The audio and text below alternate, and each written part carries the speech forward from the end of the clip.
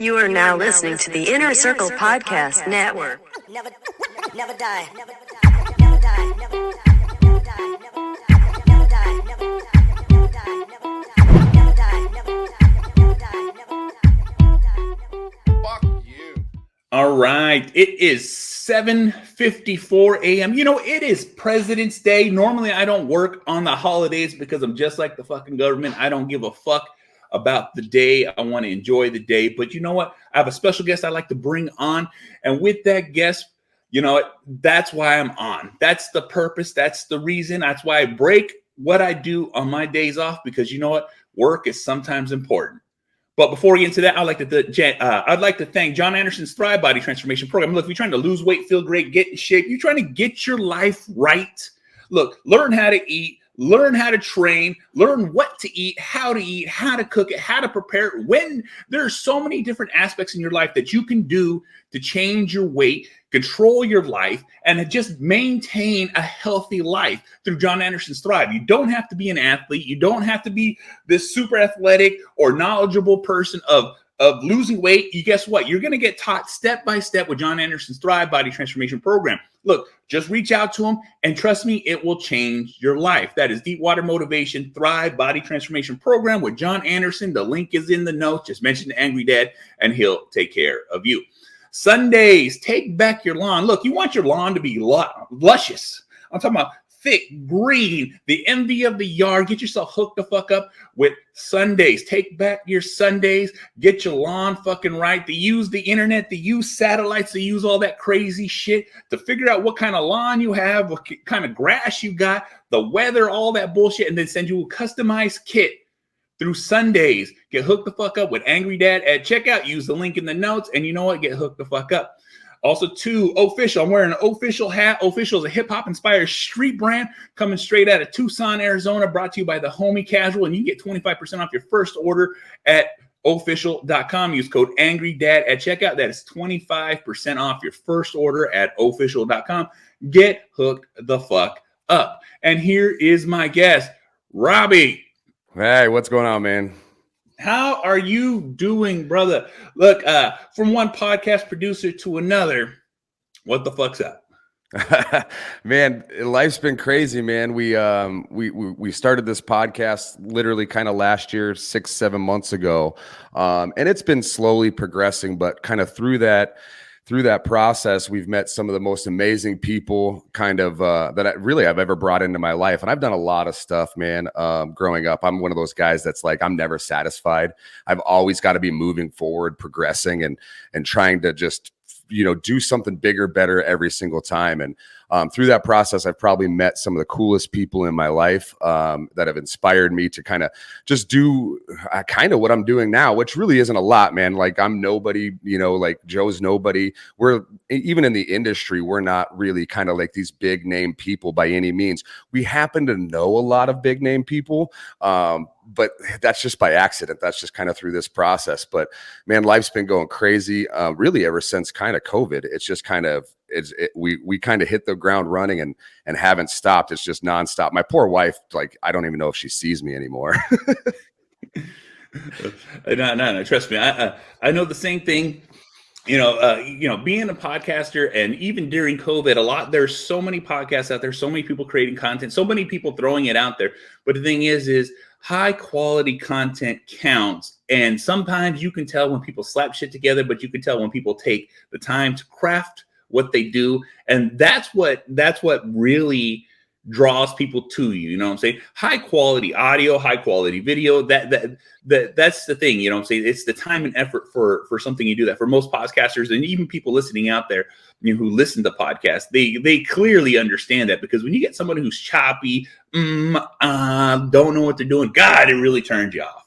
Yeah, for sure, man. Like when we went into our podcast, and our podcast has evolved even in the 8 months that we started it. Originally it was going to be kind of this mid-level. We just wanted to shine the light on a bunch of people in the gym, right? That's why it's called a Gym Life podcast. It was just bringing awareness to people that, don't get the recognition that the big 1%ers get, right?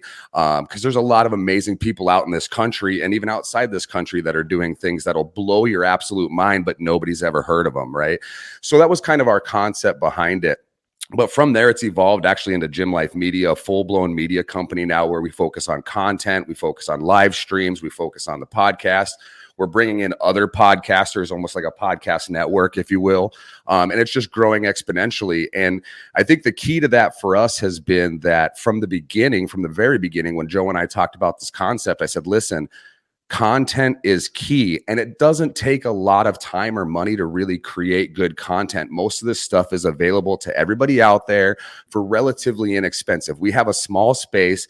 It looks great on camera, but I mean, it's probably 10 by 12, right? We painted it gray. We threw some pictures up, threw a TV up, a little soundproofing, which you can get off of Amazon. We threw some vinyl or some whatever these things are, canvas pictures, and we threw some soundproofing behind those, right? Just these little tips and tricks. And then we literally record with probably the cheapest DSLR camera possible. It's like the SL3 from Canon. You can get it on Amazon for like $300 because they're 6 years old. But it records in 4K, and it's all these tiny little things that like create something that people want to watch. And we're still learning it, dude. Like, we still fuck it up. I'm allowed to say fuck, right? Yeah, absolutely. There's no hold back on language on this fucking show. Good, because I don't hold back at all. Joe and I joke all the time that we have a F-bomb counter on our podcast because it's who I am, man. It's not a show. It's part of my language. So I grew up in like the oil field and construction and stuff. So this is how we talk, you know? Exactly. But it's all little things that create this magic, right? I take pictures of our podcast room and post them up on our Instagram, you know, every once in a while, and go, you know, people don't want to see behind the magic because it ruins the magic. I say, I think this is the magic, right? There's nothing to this. Most of this stuff we bought on Amazon or wish.com, and, you know, and it creates this environment. And then it's just learning kind of, you know, sound and video. Like, I mess with my video settings and my sound settings consistently because I'm always learning something new from somebody else. So it's just not being afraid to do that. And like I said, focusing on the content, man. Like, the other thing that we wanted to focus on largely in our media company was we're not chasing a competitor. We're trying to be the head of the spear. We're trying to do things differently. We talked a little bit earlier about Zoom and different, you know, ways to broadcast. And because I hate Zoom, and honestly, I don't even like doing these. I'd rather have everybody in my studio, but I can't do that, right? Yeah. I can't afford to do that. So how do I create that environment as if everybody was in my studio and still get the same impact, you know? And that's kind of the things that we're always looking to do. So yeah, man, it's just been a learning process for sure, but we're having fun doing it. Oh yeah, and just like I said, Bexa, see this wall behind me? I'm literally sitting at my kitchen table on a Mac computer recording this podcast. That's right. How like simplified that I've got it honed down to. Like, when I first started doing my podcast, I was sitting in my car ranting and raving, and just in my car, you know what I'm saying? I literally had to use two phones, one that just recorded my video, the other one did the audio, so I can send them to two separate things. I just had like two iPhones. One was an old one, the other one was just the one. I'm just going to record it when I get home. I can upload it through the internet, and that's how like simple I've done it. But the thing is I was always very conscious of like making sure that it at least looked decent and sound decent. You know what I'm saying? But it as a podcaster, that's just how it goes. You know what I'm saying? Yeah, but the evolution that you go through is just it's so fun to watch, because you go from video one to video now, and you're like, leaps and bounds, right? Leaps and bounds. And most of it didn't cost anything. It was just learning something new. It was like, hey, if I put this cardboard background from Staples behind me, all of a sudden the video looks better, the lighting looks better, you know, things like that, for sure. My first podcast I did on Anchor.fm on my phone. I hit record. I was in a job site hanging drywall recording my podcast, you know.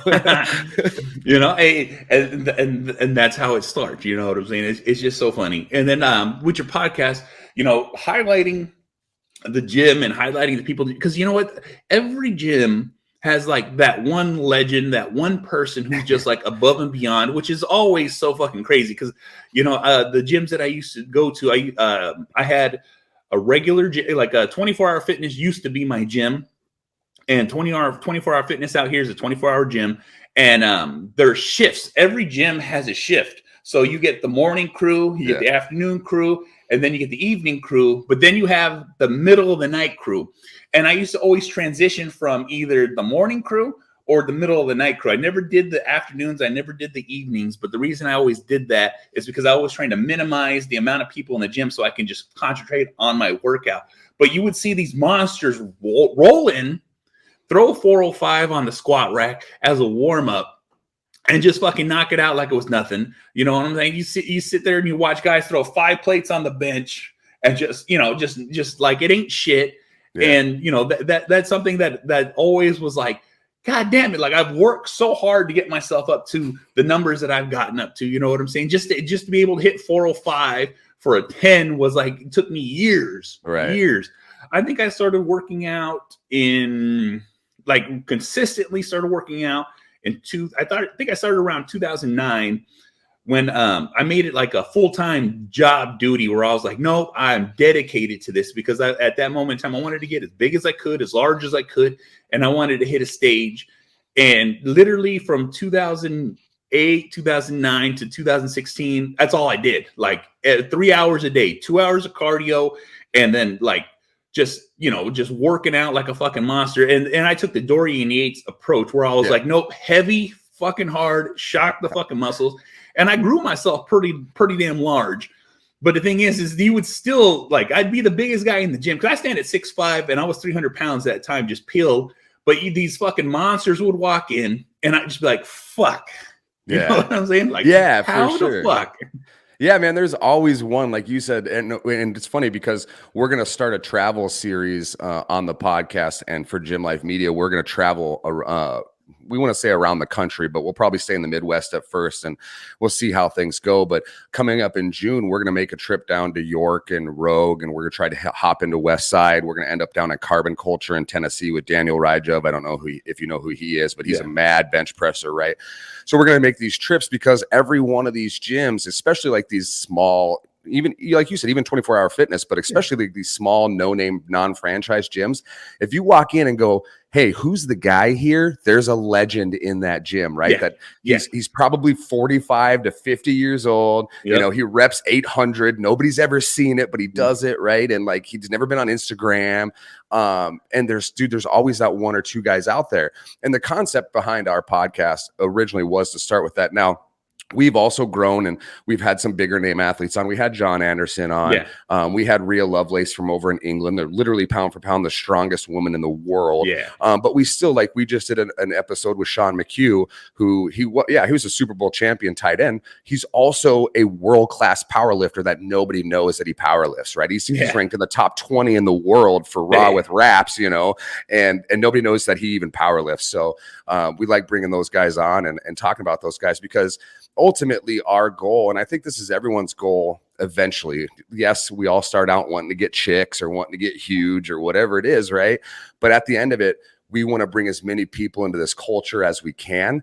And ultimately that's our goal, is to expose all of these regular people who are doing phenomenal things to everybody else so they can go, hey man, like I can do it too. Yeah, maybe powerlifting's not your thing, maybe strongman's not your thing, but we brought in another podcast onto Gymlife.media whose focuses more on lifestyle, right? She's a mom, they run a business, she works out 20 minutes a day and stays in phenomenal shape. So she reaches out to those type of people, and that's really what it's all about.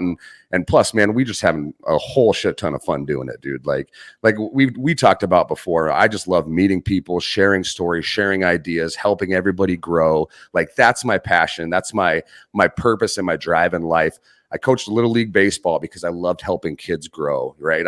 I started a gym because I loved helping people transform their body and grow. And I've started multiple businesses and I've helped people start businesses because I like to see people grow. So that's really what it is for me, is about really just helping people and all of us just raising our status, to whatever it is that you want, Yeah, no, that's exactly it. Like, that's one of those things is like, when you come to podcasting and you start doing a thing, all of a sudden you find that niche where it's like, I enjoy doing this. And just like I said, you love helping people. You love helping people grow, with all the bullshit of life and everything that I've gone through just for myself. That's one of my main things I focus on this podcast is me just putting out the knowledge and experience that I have to share with people, because you know what? One person's mistakes can be another person's like, oh, I seen that. You know what? I heard about it. let me either not do that or let me figure out what the problem is, because, you know, I kind of have the answer. Yeah. And that's one of those things that need to be highlighted and shown, you know. And one of the things that I love, like, working out is life. Working out, like, if I couldn't work out, if I couldn't train, I would just freaking go insane, because, like, with everything that with the people that I've come in contact with through this podcast, through going to the gyms, going to different gyms, because I live in the Bay Area, and I have a plethora of gyms around me where I can, like, I'm going to legs here, I'm going to do shoulders here, I'm going to go do back here, because every gym, no matter what, has a specific set of things that other gyms don't have. And it's always weird how it works out like that, because, like, oh, this place has all the good leg equipment, this place has all the good chest, you know, back, shoulders, whatever you're trying to work out. Each gym seems to be specialized in something, and that's usually due to, like, the gym owner being like, the owner. Yeah, exactly. It's like, my back's messed up, or, you know, I always wanted big legs, so they just have the right equipment for specific days. And so I would always travel to these different gyms, you know, like, whether it's an hour and a half, 15 minutes, it doesn't matter. I would go there because I knew I wanted that specific workout. But the techniques I would pick up from the people that trained at those gyms, because I would always be that guy, like, hey, I seen you doing this. What's going on? Why? You know, like, and then the people that are really about it will explain it to you. They'll literally, and I always hate to stop people in the workouts, but the thing is sometimes if I don't ask, I'll never fucking know. Right. And so, like, I learned how to preload my muscles when I train my legs. I learned how to really engage the chest just by asking these questions, by seeing these people there. And, you know, that's always one of those things about the gym life that I always loved, is, like, true lifters, real lifters will be like, no, let me pass this knowledge on. So you learn this new technique to add to your arsenal, and you're like, God damn it.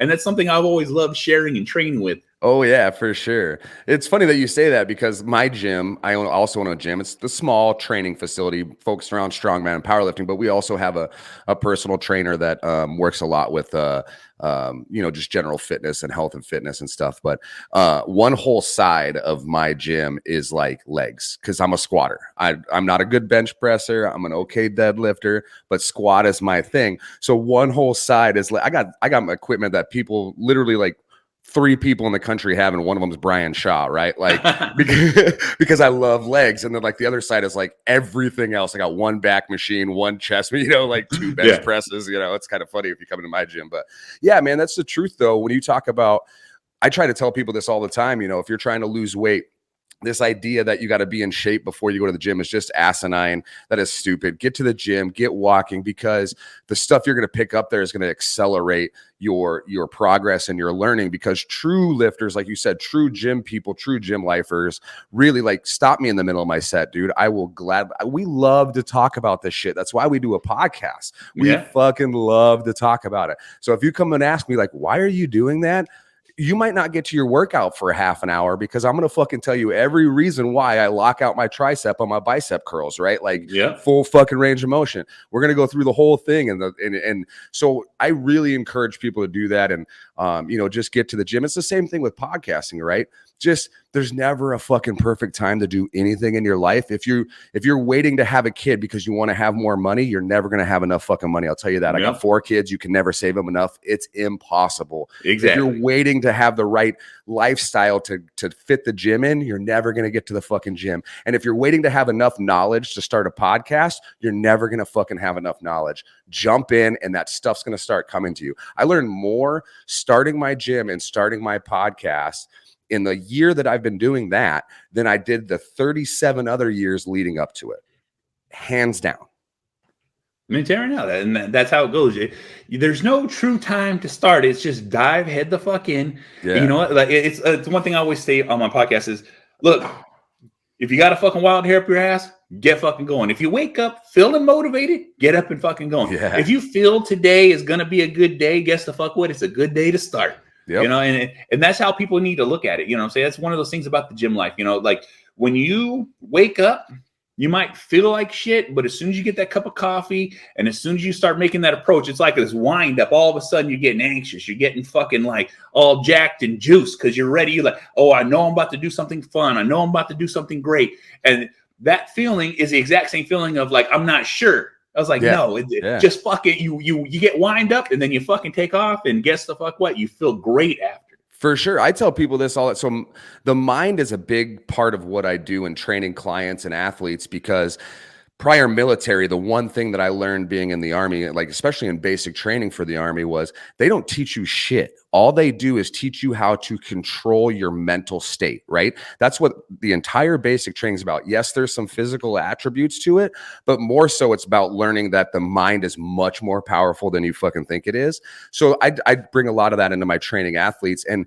it's you hit it right on the head. Fear and excitement are the exact same emotion. It's the exact same physical response in the body. The difference is how your brain interprets it, right? So if you were afraid of doing something, literally you can think about being excited about it, and it's the same fucking thing. So you can just go and hammer it out. But I have a routine in the morning that kind of make sure my days are kind of set. Like I have a gym routine, so I'm switching my mind on that it's gym time, but there's days that, like you said, I'm like, fuck it, dude, I'm not doing it today. And I'll sit down on the chair. I'm not feeling it.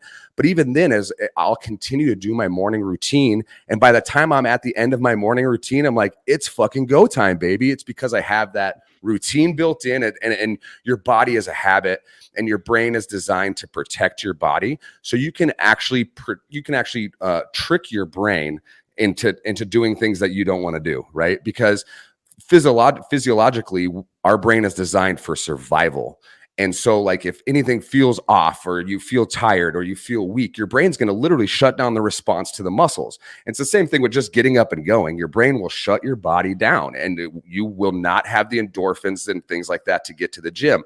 So you can teach yourself, no, fuck that, we're going to go. And your brain will actually switch that shit back on, and you're ready to go. So just jump into stuff, man. Jump into life. Fucking, there's a lot of life out there to explore. Just fucking jump into it. Exactly. No, it's like for those who can't, for the majority of my listeners, stuff like that, we all get up at almost the exact same time every day. It does not matter, because like we're all in tune. Like I got to get up, I got to get ready for work, and even on your day off, guess what you're gonna fucking do? And so it's all about practicing what you're doing. Yeah. You know what I'm saying? Because just like you said, you could trick your mind, and the thing is it takes practice to trick that mind. For sure. You know what I'm saying? It takes so much time and effort to be like, nope, I don't care. This is what I do. And because like I've definitely had those days where like my body's like, oh, like we're definitely burnt the fuck out. Yeah. But because we're burnt the fuck out, take it easy. Just like, well, I got to get up and have my coffee. Well, I got to get up and have something to eat. I got to get up and take my vitamins. I got to get up and get my day going so I can at least be ready just in case. And then next thing you know, just like you said, you're driving halfway to the gym like, oh shit, I didn't realize that I was stuck to my routine, because this is an everyday thing. How many of us have been on autopilot past our exits because we're automatically going somewhere? You know, 100%. Yeah. You're used to driving that same route to your house, and then, but you're trying to go somewhere else. You end up passing it and end up at your house. You're like, fuck, I was trying to get to Walmart. Like, how did that happen?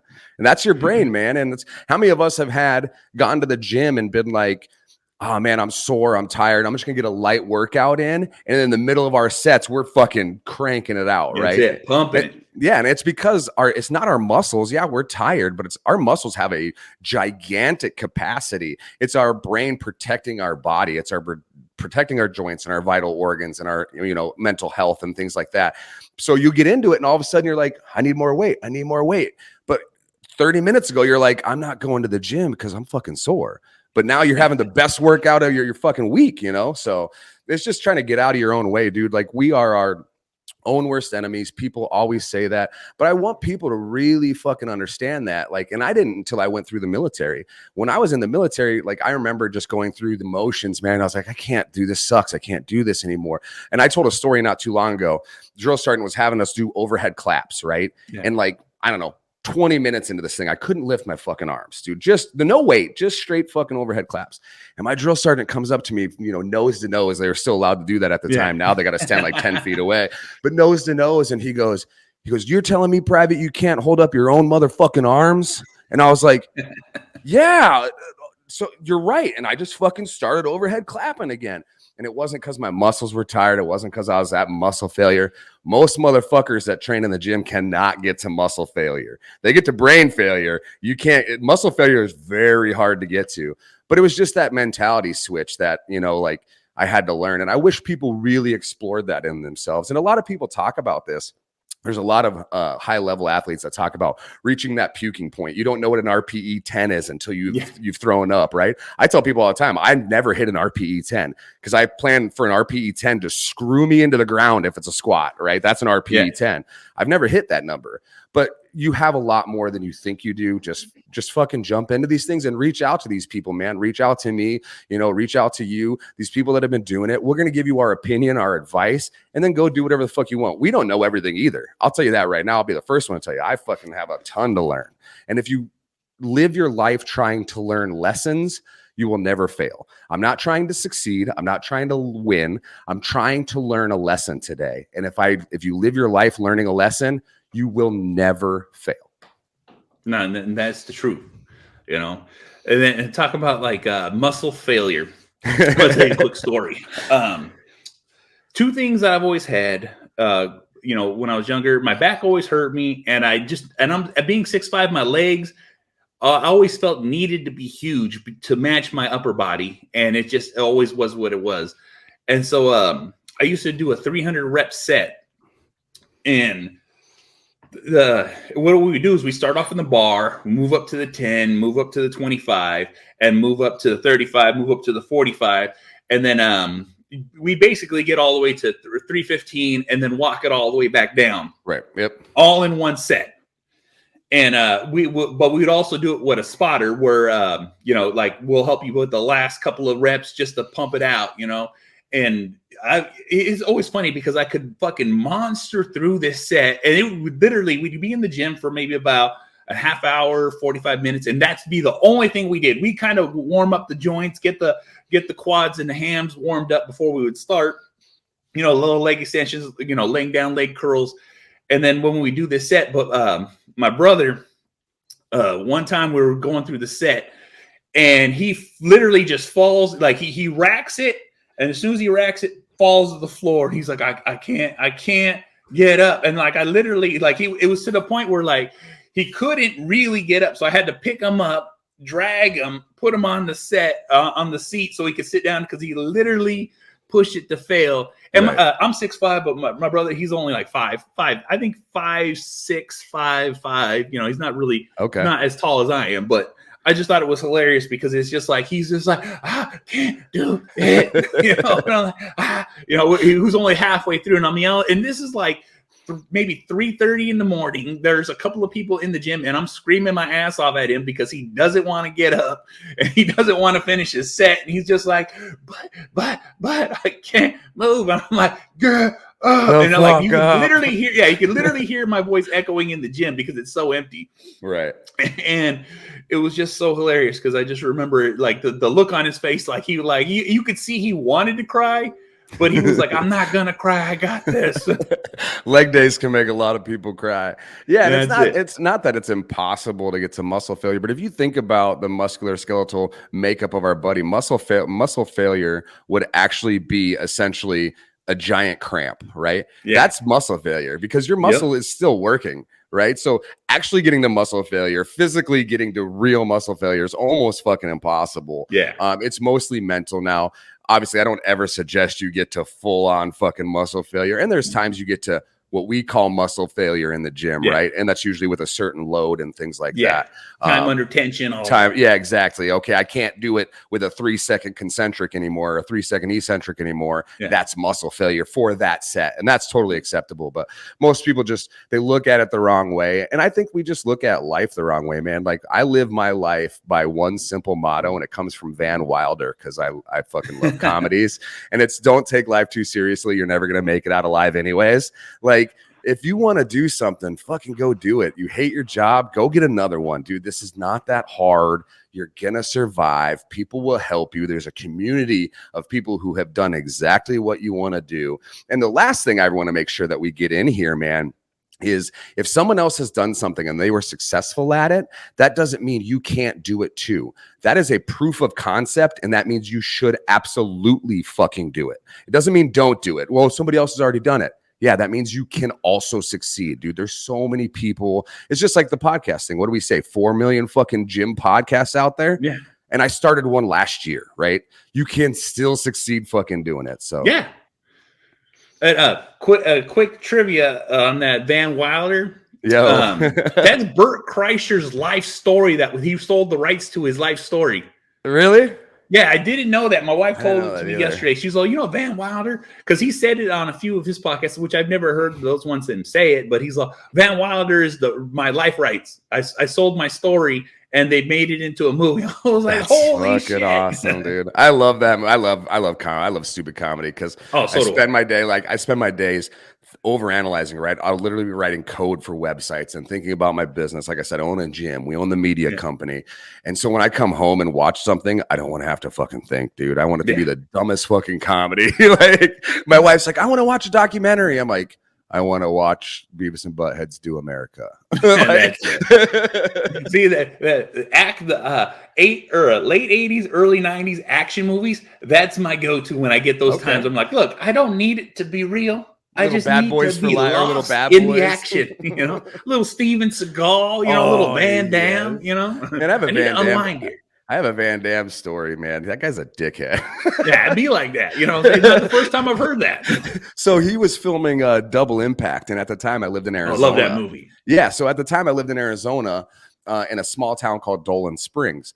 And the bus scene, I don't know if you remember it, but they have two buses that are like racing through the desert. Yeah. And they're like fighting each other. So that scene was filmed about a mile from my school on a dry lake bed out there. A lot of movies were actually, like Mars Attacks was filmed out there. It's a huge dry lake bed. So a lot of movies are filmed out there. And I skipped school that day and rode my bike out to the dry lake bed to meet Jean-Claude Van Damme because I was a huge fan as a kid. Completely fucking ignored me. I was the only one out there. Completely fucking ignored me. Oh. And I was like, you son of a bitch. I still watched every movie he ever made. He's not a good person, but goddamn it, he can. But he's a good actor. Action movie. Yeah. That's hilarious. Oh yeah. That's my go-to. And even with this podcast, I actually do a few other podcasts. Yeah, I knew that. I looked at some of them. Oh, thank you. Appreciate that. I do your dad's action movie podcast. And then I also do I Married a Bigfoot with my wife. Yep. And then plus Legends of Iron. For those who don't know, Legends of Iron is Jon Andersen, Nick Best, and Akeem Williams coming together and just basically interviewing everybody. But then that's the producer. That's my producer side is doing that because when I started doing I just do my regular podcast and the Angry Dad podcast is the flagship. And I want to say it was July of last year. Jon Andersen actually reached out to me. He was like, hey, can I come on your show? I'm like, fuck yeah, you can, man. Come on, bro. Because he's from the Bay Area. I'm from the Bay Area.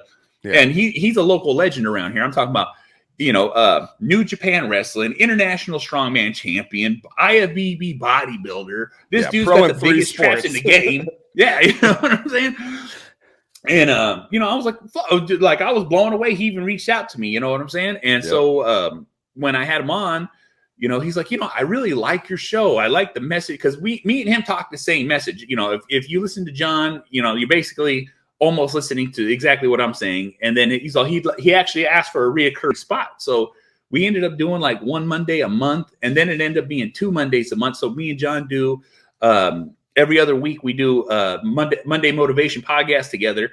It's quick, simple, short. And, it's just like one of those things is like, once he came on, like all of a sudden I started getting a little more steam. And next thing you know, I'm talking about like almost 6 months in, he asked me to be the producer for a show because he was just like, look, I'm doing this because he kept mentioning the project to me, but he didn't have no one to run it.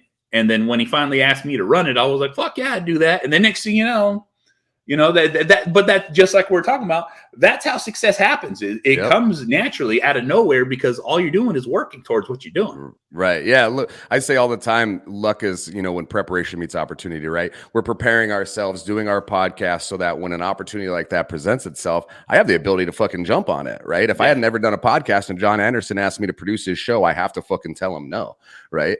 But yeah, we actually had Jon Andersen on our show too. Kind of a similar thing. It was so funny, dude. This is who Jon Andersen is. So I posted a video of me like shoulder pressing, who the fuck knows, 135 weak ass pounds, right? In the words of Ronnie Coleman, 135 weak ass pounds.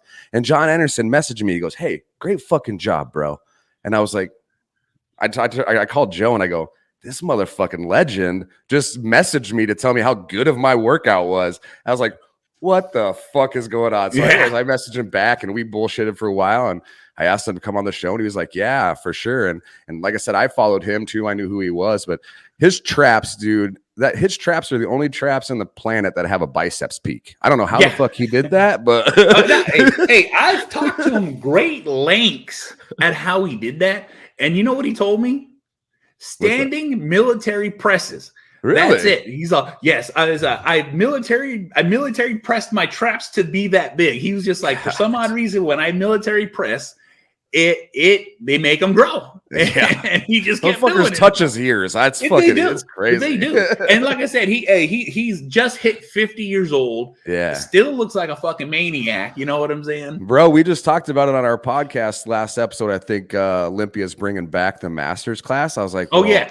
Jon Andersen, I know he's going to do open again, he said, but motherfucker, you need to jump in the Olympia 50 Masters, dude. Like, no, trust me. There's all that talk right now of them bringing back the Masters, and then everyone's talking about Dexter coming back. I'm like, look, Dexter retired.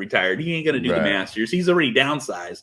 But the thing is like Jon usually, he does the Legacy Legend, and he does not Legacy Legend. He does the Masters though. And he's like, he'd love to, because I remember right before COVID hit, I think he was saying that he was going to do it, but then COVID had shut everything down. So he just shut his peak down because he was going to do the Tahoe show for Masters. And he's just like, look, I can't, there's no point for me to stay on diet and train if there's going to be no show. Right. So I'd definitely like to see him on the fucking stage again. Bro, for sure. Like that, he's in great shape. His fucking deep water training system is legit. It's 100% the real fucking deal. So for sure. He looks like he could compete right now. Like he could literally just now he's always fucking water cup for a week and get on stage, bro. Exactly. It's fucking insane how fucking conditioned he is still in. Yeah.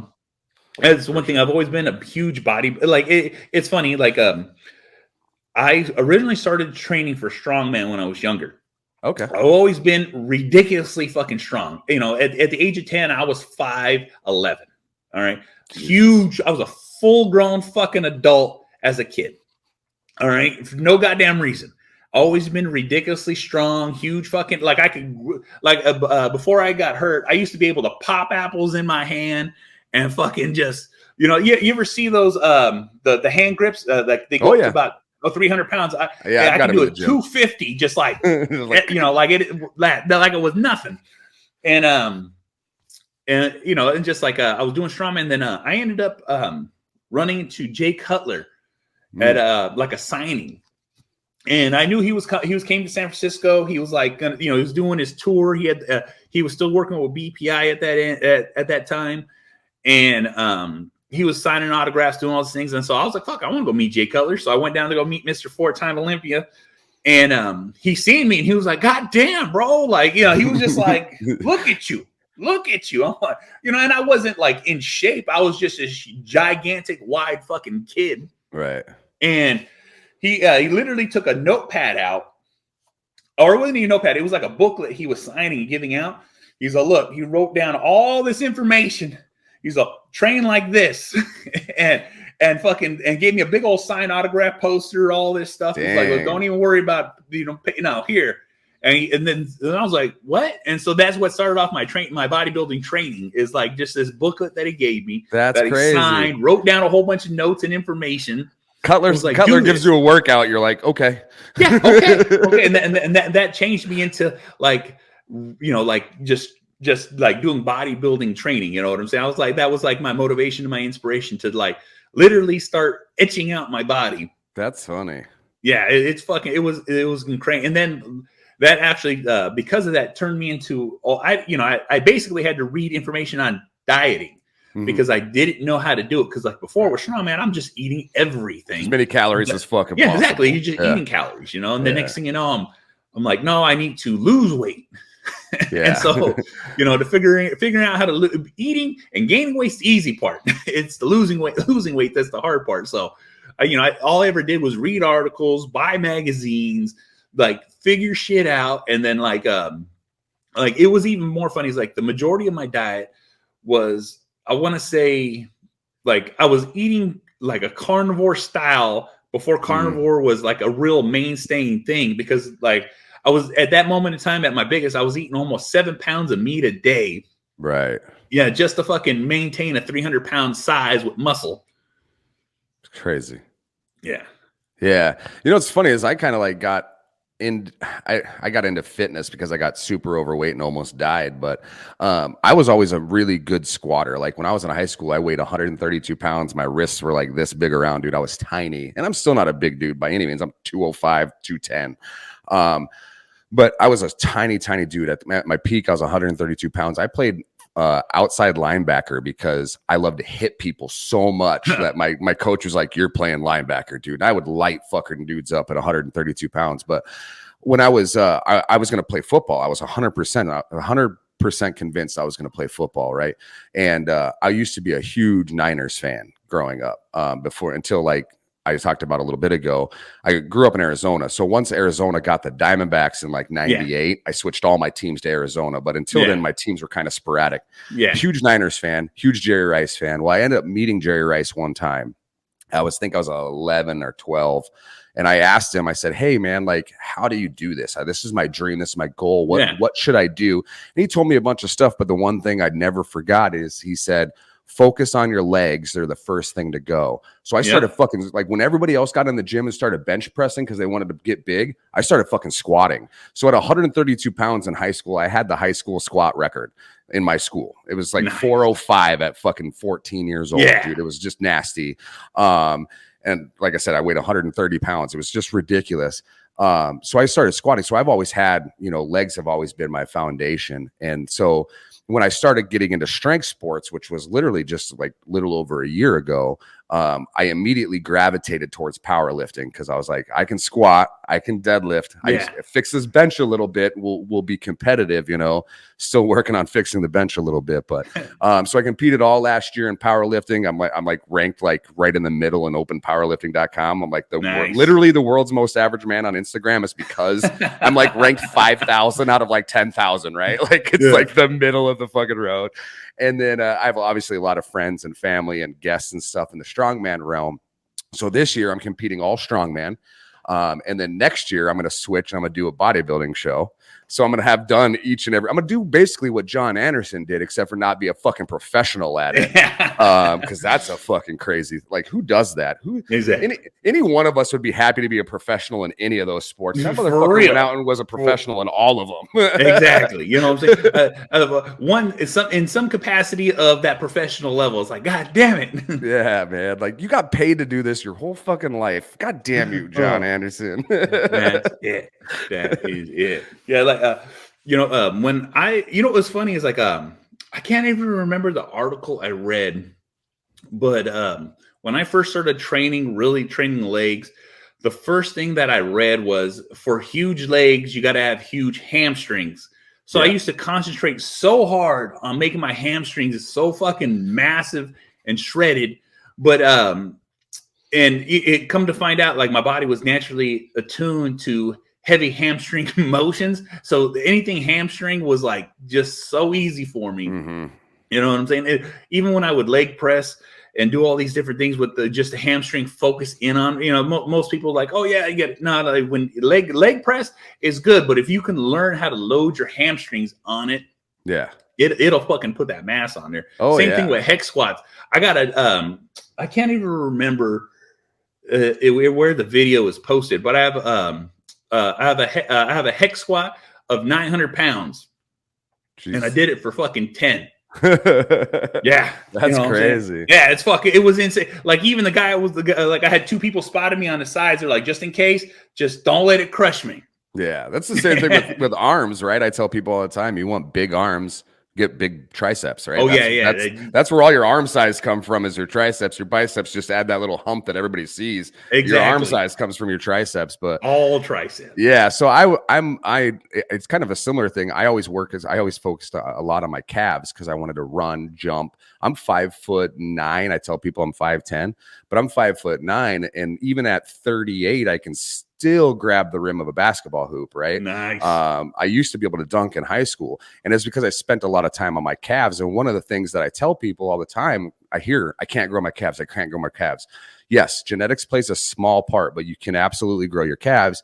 And one of the biggest tips that I give to people when talking about exercising their calves is tire out your hamstrings first. Because a lot of people assist their calf exercises with their hamstrings and their glutes.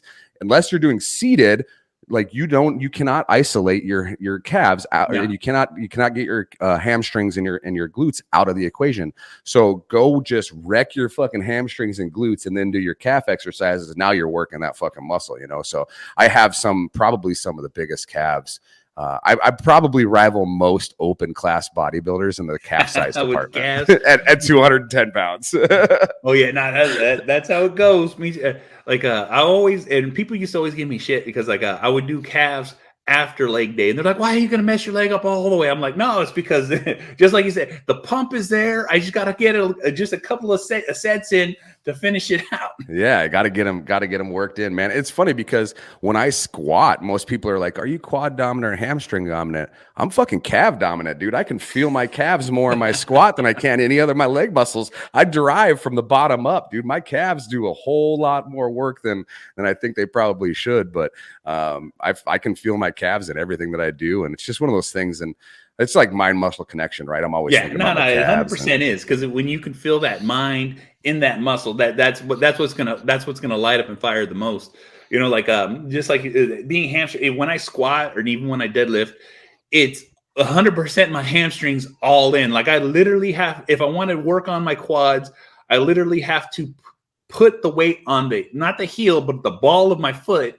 Otherwise, I will not feel it in my quads. I like to get the pump in my quads just from squatting. I'm literally doing partial reps, and not part. I'm talking about from the bottom up. I can literally only go up halfway, because as soon as I go up, my quads and my glutes engage, and I can't. And then my quads are gone. There's no point. You know what I'm saying? So I literally have to practice all these different techniques to get my quads to engage before I get my hamstrings take over, because they just constantly do that when we squat. And like even too, like one of the things that I ended up doing is I'd always just squat flat-footed, but what ended up happening is I got basically I just bought the Reebok's lifting shoes, just the flat wedges.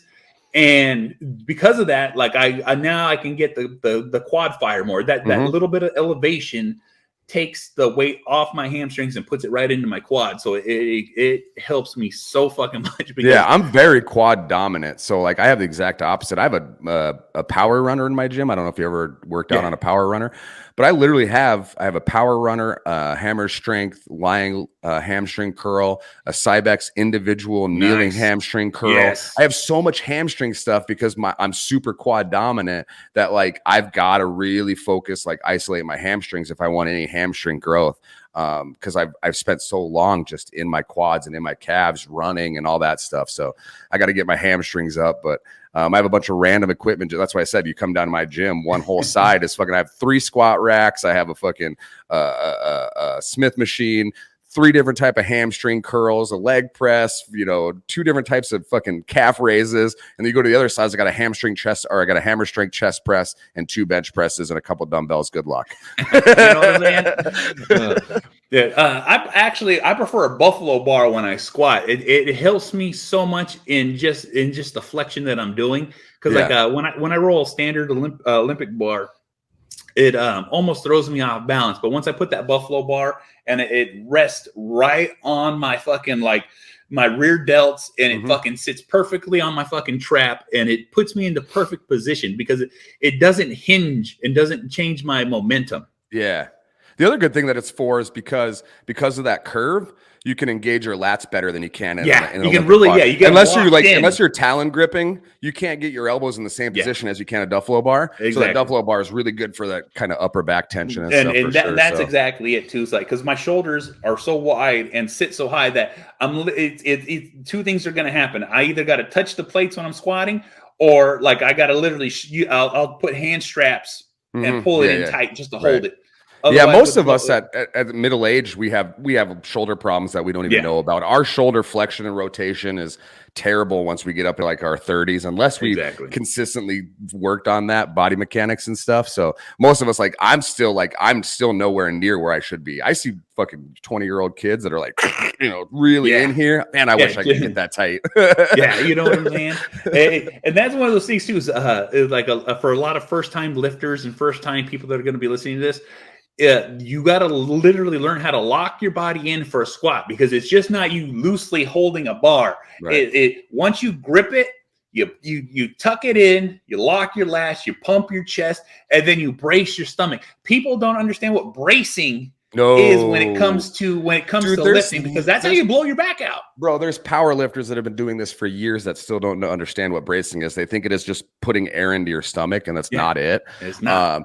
I tell people all the time on that. It's funny because I'm about to do a instructional video for Gymlife.media, and there's a lot of them out there, dude. Go look on YouTube. There's a lot of squat videos, but I think there's some keys that we've gotten to the point now where there's so much information that we kind of forgot the basics, and everything out there now is advanced information, right? Exactly. If you go look up how to squat, a lot of it is advanced techniques and not necessarily where we should where we should be focusing all of our energy all the time.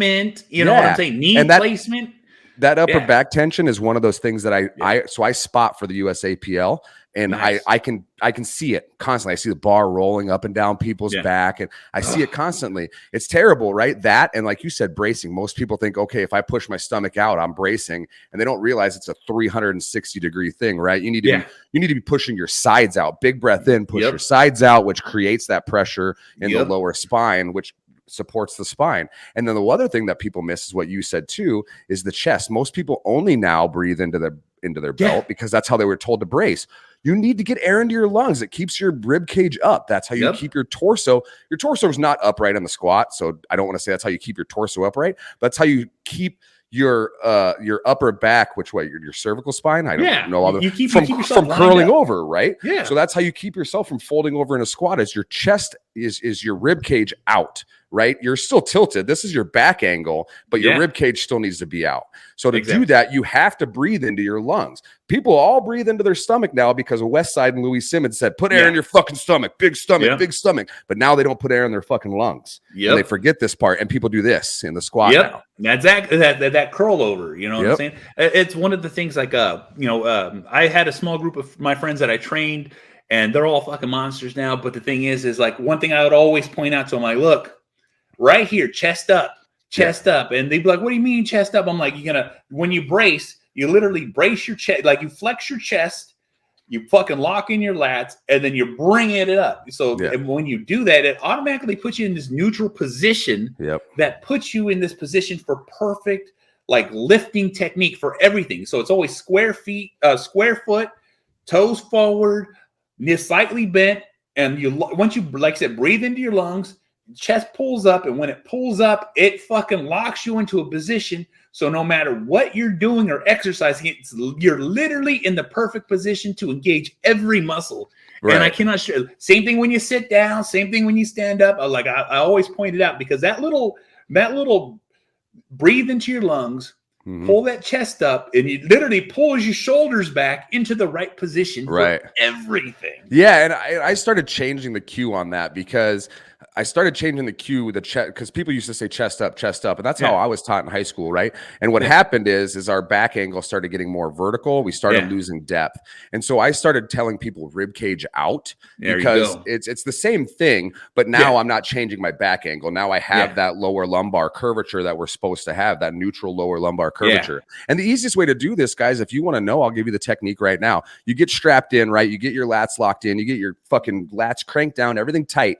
When we say stay tight, if you're underneath the bar on a squat, it is not a comfortable position. It shouldn't be painful, but you ain't fucking comfortable. I'll tell you that, right? And you breathe into, I like to breathe into my stomach first and get my brace. So I'll breathe in, right? I'll be like, get my brace, push out 360 degrees. And then my last breath is through my nose into my lungs. So I'll go, and now my chest is up, my rib cage is out, right? And then I'll squat. I'll keep that all the way down, and I do not exhale until I'm fucking finishing that motherfucker. And that's it. Because of that, when I'm doing a lot of reps, sometimes I get dizzy around rep 4, 5, or 6. But that's what I'm saying though. Is like that's how you get that's how you teach yourself these techniques to be able to engage it every time. You know what I'm saying? It's just like I see it so often when I would go to the gym. And like I said, and the one thing too is like with younger people, young kids, you notice no one ever wants to take advice, but also too, like, you know, most people don't know who we are when we go to a regular gym or a regular, they're like, who the fuck are you? Who are you to tell me anything? I was like, I'm just a person of experience telling you not to hurt yourself. Yeah. But, you know, a lot of times they're like, no, you can't tell me anything. I'm not, I don't, you know, I'm like, whatever. Like, yeah, well, I was watching, you know, I watched Ronnie Coleman, and he told me this is how I squat. Motherfucker, Ronnie Coleman understands these basics, and then he added these advanced techniques, and that's what I try to tell people. Like, what's out there now, because we have so much information, what's out there now should be considered advanced lifting techniques. Yep. If you aren't mastering these beginner things, these intermediate things, those things are just going to get you hurt. I just had a kid yesterday. He showed me a squat video. He's not squatting a lot. He's in college. Yeah. He squatted, and I said, hey man, you're shifting all your weight to your right hip in the bottom, right? I said, I don't know if you noticed that or not. He goes, yeah, my left foot placement is different, and I can't fix that. And I'm like, no, we can fucking fix that. And he's like, well, I don't think it's hurting me that much. And I go, at 225, it's not. Yeah. But you get up to 500 pounds and you shift all your weight to your right hip, blow your bro, you're going to blow shit out. Like, no, it's not hurting you right now at 135 pounds, but you need to fix it now. Quit worrying about all the other shit, the spread the floor technique and all these other things, and fix this shit. And that's going to make your shit go up. And then when you get to a plateau, then we'll start talking about these fucking these things that get these big boys up to where they're at, you know? Exactly. So exactly. Now, you more of a front squatter, or you just like the back squat? I'm a back squatter, man. I started front squatting for strongman. It's quintessential for strongman training with, you know, sandbag loading and log pressing, and front squatting is just necessary. So I started front squatting a lot more, Zerker squats, stuff like that. But I'm a back squatter. My front squat, my Zerker squat is pretty fucking embarrassing. I don't even want to talk about it. The front squat is one of those things that, like, you know, it's even on a leg day, it's like, oh, I really don't want to do that, but you know, it's like I have to at least do a few. Yeah, I'm about to go. Actually, right after this, I'm about to probably go hit some. I got a leg day today, so I'm going to hit probably some Zerker squats and things like that. There you go. I am not good at them. Yeah, you know, it's not too often I run into somebody. Like, I've only seen one person, and just like I said, this is going to circle back around to gym legends. I seen this one guy walk in, throw 405 and front squat, and I'm like, yeah, like. He did it like it was nothing. It's funny, you watch him loading plates and you're kind of in the background going, this motherfucker's about to die. Yeah, exactly. You know, and he grabs it and he's just boo, boo, boo, boo, boo, like if it's 135. And I'm like, all right, bro. Yeah. All right. So, you know what I'm saying? Some legends are created like that. Yeah. I tend to try to find my weakest point, and then I try to exploit those as much as I can. So my front squat's pretty bad. I have the ability to move weight. And that's why I'm actually trying strongman out this year, because in powerlifting, I'm kind of average. But when we're in the gym on Saturdays, we do some strongman Saturdays and we do all these other events. And I have the ability to just move weight. And powerlifting is so technique focused. Yeah. You have to be kind of in the pocket just because of the commands and the pauses and all those things. Whereas strongman's a lot more kind of any means necessary. There's a lot of technique. There's a lot of fucking technique, but at the end of the day, get that fucking weight over your head, right? That's the goal. At the end of the day, it's brute strength. It's brute strength, right? And I have that brute strength for sure in some areas. So I tend to find the areas that I'm lacking in, like my triceps. If I'm lacking in locking out on the log, it's a tricep thing or things like that. So again, it goes back to that live my life as lessons, right? I'm looking for lessons throughout the day. If I fail a lift, I record them, I post them on Instagram, blah, blah. It has nothing to do with fame. I do it because I want to see where I failed so I can beat the living fuck out of that and never fail at that point again. That's what I'm talking about, bro. That's what I'm talking about. Well, you know, we're about to hit an hour, brother. Bro, thank you for coming on. It fucking flew the fuck by. Yeah. I appreciate it. Let the people know where to find you. Yeah, for sure. So on Instagram, you can find me personally at World's Most Average Man.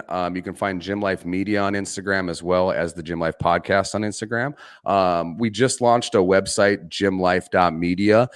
That's where we're going to house everything kind of all in one place because like you, we have multiple podcasts coming on. We've got content creators coming in. We're going to start writing news articles. We've got live streams coming in, and we're going to try to house all that in one spot. It's going to end up all on YouTube. All the video stuff will for sure, but that's going to get messy pretty quick. So our website will kind of have it much more organized than that. And then, so you Gymlife podcast on Instagram, Gymlife media on Instagram, and then World's Most Average Man on Instagram if you want to follow for some stupid shit, because I do stupid shit. And I will put all your links in the notes for those who want to check it out and follow and all that stuff. And guess the fuck what? It is the end of the day for us. Boom. You know what I'm saying? I'm already tired. It's actually really early. It's only 8. Your time, I believe it's noon. So at my time, it's 9 o'clock, and I still got a whole bunch of shit I got to fucking do. Yeah, I got to go hit the gym, and then I plan to take the day off, but it's starting to look like the day is going to get filled again. That's how my life goes, man. That's it. Me too right now. That's just how it goes. That's just how it goes. So guess the fuck what? We'll see y'all motherfuckers on the next one. You want to watch my shit? IGTV, YouTube. You want to listen to it? Spreaker, SoundCloud, Stitcher, Spotify, Google Play, Apple Podcasts, Podbean, SoundCloud, Deezer, iHeartRadio. This motherfucker's everywhere. You can easily fucking find it. Rate, review, like, subscribe, all that bullshit. I'm also part of the Inner Circle Podcast Network, a group of powerful podcasters out there sharing their shit. InnerCirclePN.com will take you to every one of our websites, every one of our shows, every one of our platforms. We have shows as Creatures of the Night, The Hood Diner, Untrained Eye, The Plunge, Failing Hollywood, Simmons and More podcast. Shit happens when you party naked on Patreon/Team Elmy because it's too hot for the fucking internet. And we'll see y'all motherfuckers on the next one. Fuck. Never die. Always living. Always living. Always living. Always living. Always living. Always living.